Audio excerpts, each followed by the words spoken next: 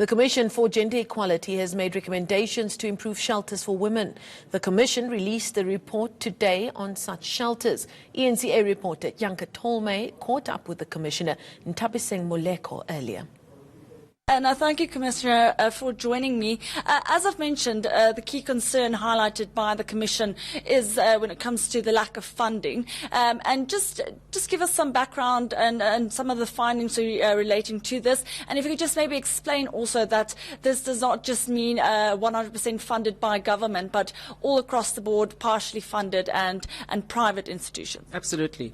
This was a core issue across the provinces. We looked at all provinces. We looked at each partially funded, fully funded, and also not funded by the Department of Social Development. So we found across the board that all shelters in South Africa are really crying out for funding, particularly those that are funded by the Department of Social Development. Some of the findings were that timing of payments was not necessarily timeous. Some were paid at intermittent times during the year, putting severe pressure on capabilities of doing the work that is required. We also found that minimum standards for infrastructure across the shelters was not the same. So you'd find that some shelters are highly staffed, have adequate equipment, others are in containers in different parts. And particularly the change in the trends of funding. There seemed to be no systemic funding model that the department uses.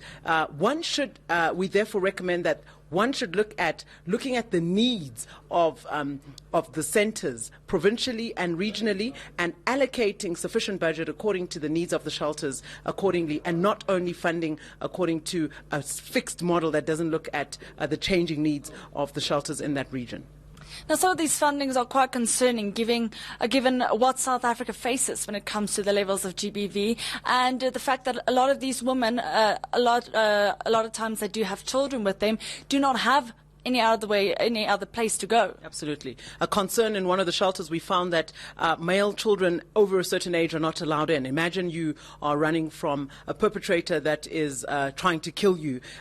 Remember the context of South Africa. Let me take you to that. We have 5 times higher than the global average of femicide. We have the highest incidence of rape in the world. We have glaringly high numbers of protection orders, over 250,000 are reported per annum. And there's a list of framework or indicators that I could refer you to in terms of the glaring problem that we have of gender-based violence. So we're seeing that across the board, the requirements and the needs on the ground are not met on a budgetary level. I think from a policy perspective, we're saying we need clear gender budgeting framework or indicators and budget allocations specifically targeted to deal with the issue and the problem of gender-based violence, not only with shelters, with the justice cluster, with policing, with support mechanisms around the issue of GBV, so that we can actually quell this. We've also said that on a skills development perspective, women's empowerment becomes critical, because perpetrators stay with abusers because they have no option because of financial reliance. And we are saying as CGE,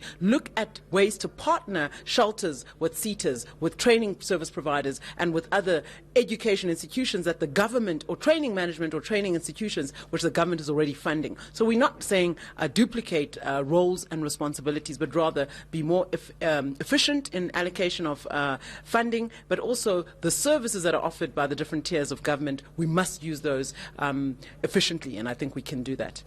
And now, just lastly, just take us through some of your recommendations that you highlight in the report. It seems like a lot of hearings and more investigation will still need to be done going forward.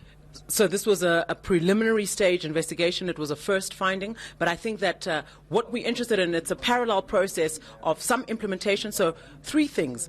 Clear standard indicators that are required as a minimum requirement for each shelter. That can be done within 3 to 6 months. That we've said must happen. No discrimination in shelters. That must take place. We are saying that can happen now. I think on a medium-term perspective, we haven't looked at all shelters in South Africa because of our own resource constraint. But we're able now to say to the Department of Social Development, give us the whole population. We've taken a sample. We now want to look at the entire population. We're calling the HODs or the DGs for human settlements and also for social development, to say how can we improve these indices, what monitoring framework can we put in place, and how do we standardize some of the issues that we have picked up and improve on those so that we can see better outcomes.